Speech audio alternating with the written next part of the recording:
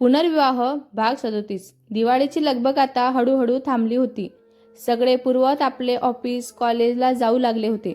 आदित्यने मात्र आरोहीला क्लासेसमध्ये ती येणार नाही, तुम्ही दुसरे शिक्षक शोधा असे पत्र पाठवायला सांगितलेलेच होते. त्यामुळे तिला आता पूर्णपणे आरामच करायचा होता. गरोदरपणामुळे तिला सासूबाई घरची कामे पण करू देतच नव्हत्या आणि बाहेर जाणे तर बंदच झाले होते तिच्या आता. तिला झोपून झोपून कंटाळा येऊ लागलेलाच होता. तिने एक दिवस वरदला सांगून लोकर आणि सुया मागवून घेतल्या होत्या आणि आता ती बसून बसून छोटे छोटे स्वेटर, हातमोजे, पायमोजे विणू लागली होती. तिचा वेळ आता भरभर जाऊ लागलेला होता. वनिताताईंनी तिला दिवाळीला बोलवलेले होते, पण आदित्यला सुट्टी नाही असे कारण देत तिने नकार दिला. मध्ये आदित्य आणि वरदचं रेखाला एक दिवस भेटून आलेलेच होते. दिवसभर सासूबाई आणि आरोही दोघीच बोलत बसायच्या. त्या तिला आदित्यच्या लहानपणीच्या खूप आठवणीच्या गोष्टी सांगत असायच्या. तो लहानपणी काय करायचा, काय नाही, कसा राहायचा, कसा वागायचा, ते सगळं सासूबाई तिला सांगत असायच्या. आरोहीसुद्धा खूप आवडीने ते ऐकायची आणि थोड्या दिवसांसाठी त्याच्या बालपणीच्या विश्वासात रममाण व्हायची. दिवसातून कधीतरी तिला एक दोनदा तिला मळमळ व्हायचंच, पण ती औषध घ्यायला कंटाळा येतो म्हणून डॉक्टरकडे जायला टाळायचीच.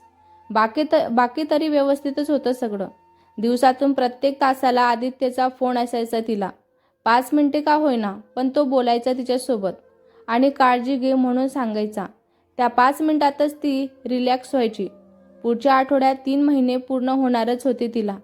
त्याआधी डॉक्टरांची अपॉइंटमेंट होती. 4 एक दिवसातच त्यांनी आदित्य आणि आरोहीला घेऊन डॉक्टरकडे गेला होता. डॉक्टरांनी सगळे रिपोर्ट्स केले आणि गर्भ एकदम व्यवस्थित असल्याचे त्यांना कन्फर्म करून सांगितले. घरी सगळे खूप खुश झाले होते. आरोही तर सारखी पोटाला हात लावून बाळाशी बोलत असायची. सासूबाईंनी डिसेंबरच्या 10 तारखेला चोरवटीचाही विधी करायचे ठरवलेले होते. त्यांनी वनिताताईंना फोन करून आमच्याकडे पूजा आहे, तुम्ही दोघे पण नक्की या इतकेच त्यांना सांगितले होते. त्यांना सांगितलेच नाही आरोही प्रेग्नेंट आहे म्हणून.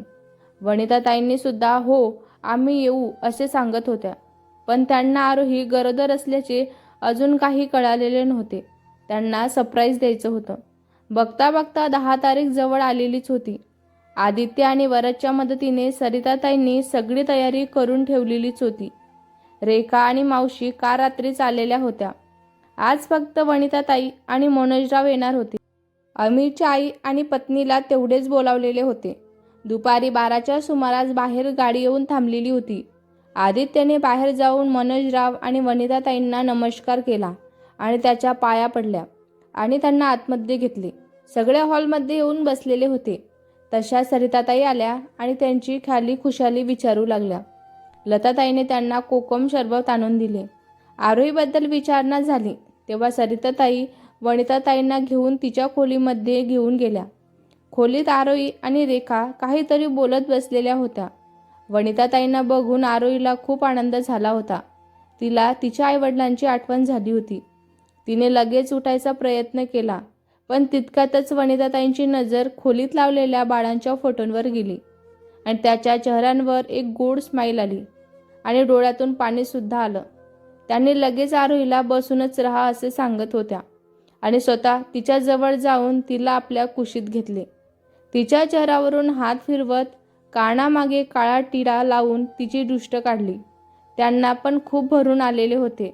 त्यांना खूप आनंद झालेला होता आरोही प्रेग्नेंट असल्याचा. त्यामुळे शब्द काही त्यांना सुचत नव्हते. दोघीही बराच वेळही एकमेकांच्या कुशीत अश्रू काढीत होत्या. सरिताताई आणि रेखानेही त्यांना त्यांचा वेळ दिला होता व दोघी बाहेर निघून आल्या. काही वेळाने वनिता काकू आरोहीला हळूच घेऊन बाहेर आल्या व मनोज काकांजवळ आणून तिला बसवले. काकांनाही तिच्या चेहऱ्यांकडे बघून लगेच कळाले होते की ही प्रेग्नेंट आहे म्हणून. त्यांनीही तिला मिठीत घेतले आणि आशीर्वादसुद्धा दिला. आदित्यचे अभिनंदन केले आणि त्यांना धन्यवाद देखील बोलत होते.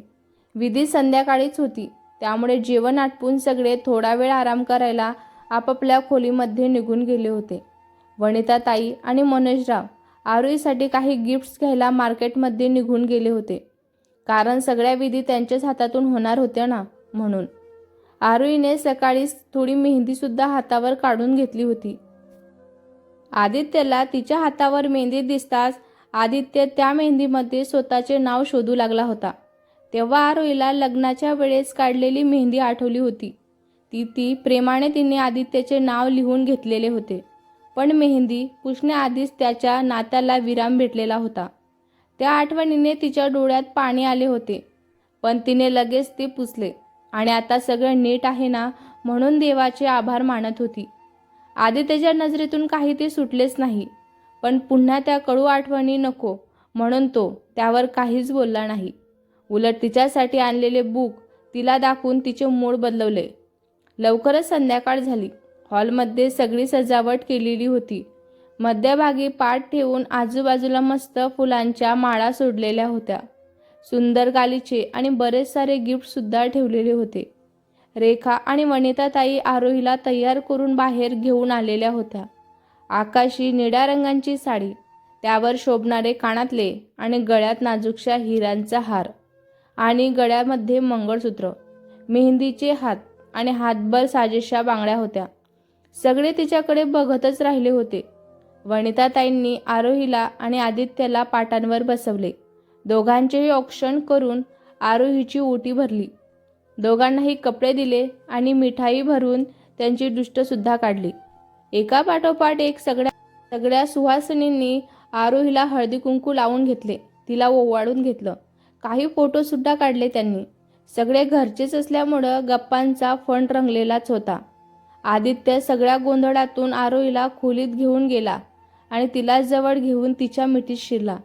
तिला कळेनासच झालं हा असा का वागतोय म्हणून. हळूच त्याची मिठी सोडून ती त्याला म्हणाली, बाहेर सगळे आपल्याला शोधत असतील आदित्य, म्हणून आपण बाहेर जाऊया ना, असे ती सांगत होती. पण त्याला तिला सोडवावंसं वाटत नव्हतं.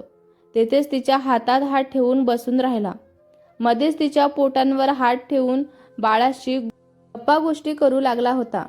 थोड्याशा खट्टाळपणासुद्धा करत होता. दोघेही बाहेर आले. सगळ्यांनी आदित्यला, आता आरोहीला त्रास देणे बंद कर, नाहीतर नाईलाजाने का होईना तिला माहेरी पाठवावं लागेल, असे चिडवायला सुरुवात केलेली होती. तोही लाजून हसू लागला होता. सगळ्यांनी हसत खेळत जेवण आटोपलं आणि अमीर व त्यांच्या घरचे घरी जायला निघाले होते. बाकी सगळे आज तेथेच मुक्कामी होते.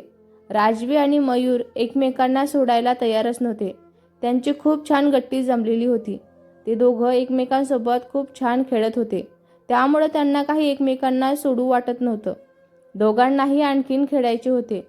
शेवटी उद्या परत त्याला खेळायला घेऊन येतो या अटीवर दोघांनी नाईलाजाने एकमेकांना बाय केले. वनिताताई मनोजराव वरती गेस्ट रूममध्ये झोपले होते, तर रेखा आणि राजेश वरती आदित्यच्या खोलीत, मावशी आईच्या खोलीत, तर वरद आणि मावशींचे मिस्टर बाहेर हॉलमध्ये झोपलेले होते. आदित्य आणि आरोही देखील खोलीमध्ये गेले. आदित्यने आरोहीला सगळं आवरायला मदत केलेली होती. ती कपडे बदलायला जाणार तितक्यातच त्याने तिचा हात एका हातात घेतला आणि तिच्या हातामध्ये पार्सल दिले आणि हे घाल असे सांगत होता. तिने आज जाऊन ते खोलून बघितले आणि आदित्य पण ना, खूपच छान आहेत असे बोलून कपडे बदलून बाहेर आली. आदित्य तिला बोलला, छान दिसतंय तुला. आजपासून असे सुटसुटीत कपडे तू घालायचेच, कारण आपल्या बाळाला कोणताही त्रास व्हायला नको आहे. तिनेही मान डोलावली आणि त्याच्या गालांवर किस करून बेडवर बसली.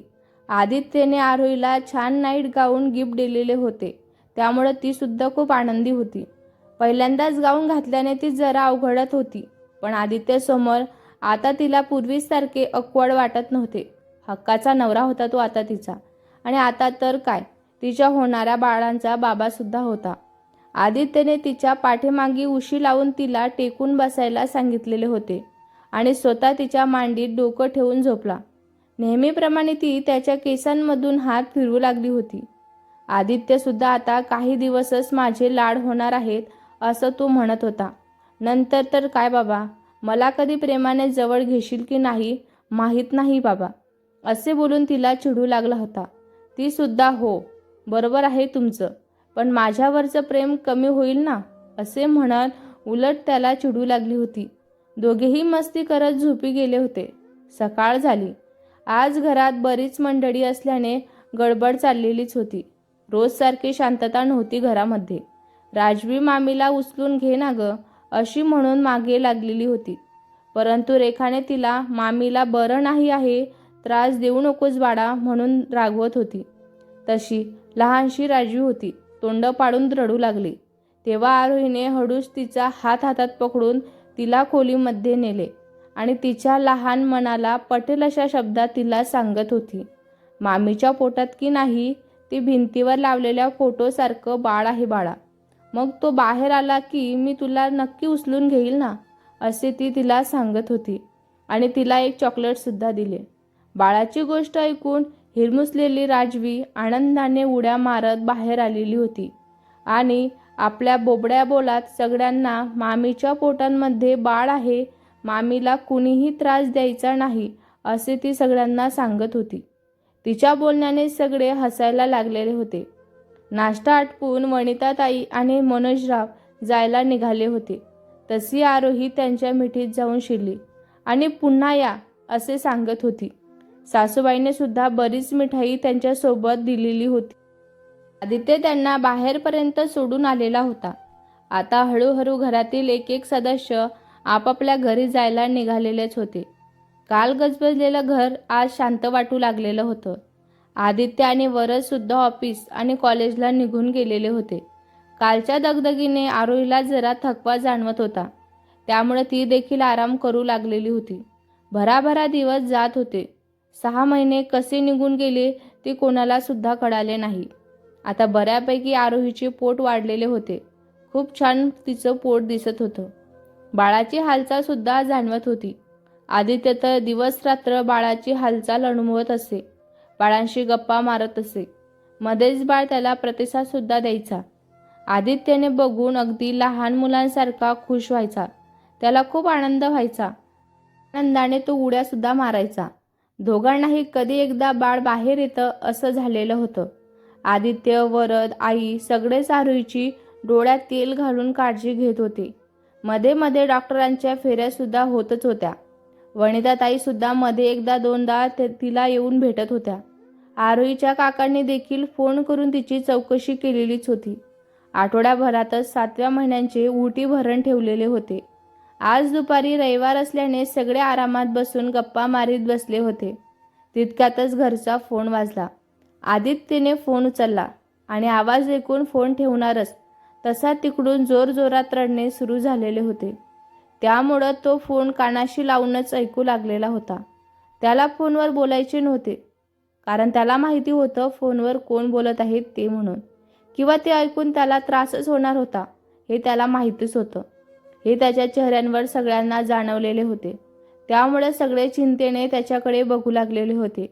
ठीक आहे, बघतो मी, तू काळजी घे असं म्हणत होता. आदित्यने फोन ठेवला तसे सगळ्यांनी त्याला काय झाले म्हणून विचारत होते. फोन कोणाचा होता आणि काय झालेलं आहे असे ती आई विचारत होती. तेव्हा थोडा वेळ शांत राहून त्याने सांगितलं, राधिकाचा फोन होता. इतकेच बोलता वरद चिडून, कशाला फोन केला होता तिने? काय गरज होती तिला फोन करायची? थांब बघतोच मी तिला आता, म्हणत तिचा नंबर डायल करू लागला. आदित्यने त्याला थांबवत म्हणाला, तिची आई या जगात राहिलेली नाही आहे रे वरद, आणि घरी ती एकटीच आहे, म्हणून मदतीसाठी बोलवत होती मला, असे आदित्य त्या सगळ्यांना सांगत होता. आदित्यच्या या वाक्यांवर सगळे निशब्द झालेले होते. कुणाला काही सुचत नव्हतं काय बोलावं. त्यावर आई म्हणाली, अगं काय करणार आहेस मग तू आदित्य? आदित्य म्हणाला, काही सुचत नाही आहे ग आई मला, काय करावं म्हणून. वरद म्हणाला, काय करायचं आपण काहीच नाही करायचं, मुळीच जायचं नाही आहे आपल्याला. आई म्हणाली, अरे बाळा, कुणाच्या वाईट काळात असं वागू नये आपण. वरद म्हणाला, आई तू पण? आदित्य म्हणाला, आई तूच सांग ना, काय करू मी? मला तिचं तोंडही बघायचं इच्छा नाही आहे, मला तिला मुळीच बघायचं नाही आहे. आई म्हणाली, मला असं वाटतंय तू तिथं जाऊन यावं, मागचं सगळं विसरून. थोड्या वेळांसाठी तू तिला भेटून सुद्धा येऊ शकतोस, आणि काही मदत लागली तर ती कर ना. आरोही बिचारी शांत बसलेली होती. राधिका आणि तिच्या आईच्या स्वभावांमुळं त्याचे फार कमी नातेवाईक त्यांच्याशी संबंध ठेवूनच होते, आणि ते सुद्धा बाहेरगावी राहत होते. त्यामुळं आज ती एकटीच पडलेली होती. त्यामुळं आई त्याला म्हणत होती, आदित्य तू जाऊ नये. आदित्य म्हणाला, आरोही तू काहीच का बोलत नाही आहेस ग? आईला सांग ना तू. आरोही म्हणाली, आई बरोबर बोलत आहेत आदित्य, मलाही असंच वाटत आहे. आदित्य म्हणाला, पण आरोही तुला वाईट वाटेल ना. आरोही म्हणाली, हे बघा, मला तुमच्यावर पूर्ण विश्वास आहे. तुम्ही तिच्याशी कुठल्याही नात्याने नाही तर एका माणुसकीच्या नात्याने तिथे जाणार आहात. त्यामुळं मला काहीच प्रॉब्लेम नाही आहे. मला तुमच्यावर पूर्ण विश्वास आहे.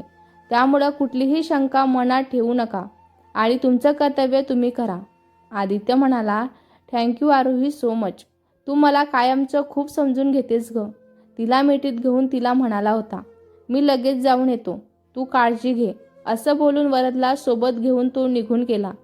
वरदची तर मुळीच इच्छा झालेली नव्हती, पण नाईलाजाने आईसमोर त्याचे काही चालले नाही. त्यामुळे त्याला आदित्यसोबत जावंच लागलं. दोघेही राधिकाच्या घरी पोचले होते. आजूबाजूंचे 2-3 लोक होते म्हणा तिथे आणि राधिका एका कोपऱ्यात बसून रडत बसलेली होती. आदित्य दिसताच ती त्याच्याकडे धावत आली आणि त्याला घट्ट मिठी मारून रडू लागली होती. आदित्य बघ ना रे, माझी आई या जगात नाही राहिलेली आहे. त्याने खूप कसोशीने तिला आपल्या मिठीतून बाजूला केले आणि सोप्यांवर बसून तिला पाणी सगळे कार्यक्रम करण्यासाठी कुणीच पुढाकार घेत नव्हता.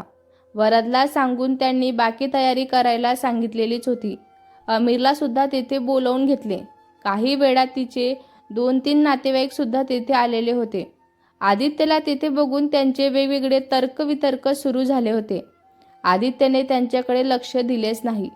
अमीर आणि वरदची मित्रांनी मिळून सगळी तयारी करून घेतली होती. आदित्यने राधिकाच्या मैत्रिणींना फोन करून बोलावून घेतले व तिला सांभाळायला सांगत होता. मुलगा नसल्याने सगळे सोयीस्कर राधिकाच्या हातूनच पार पडलेले होते. जावई म्हणून आदित्यने ते करावे असे बाकी नातेवाईकांचे मत होते. आदित्यने त्यास ठाम विरोध केलेला होता.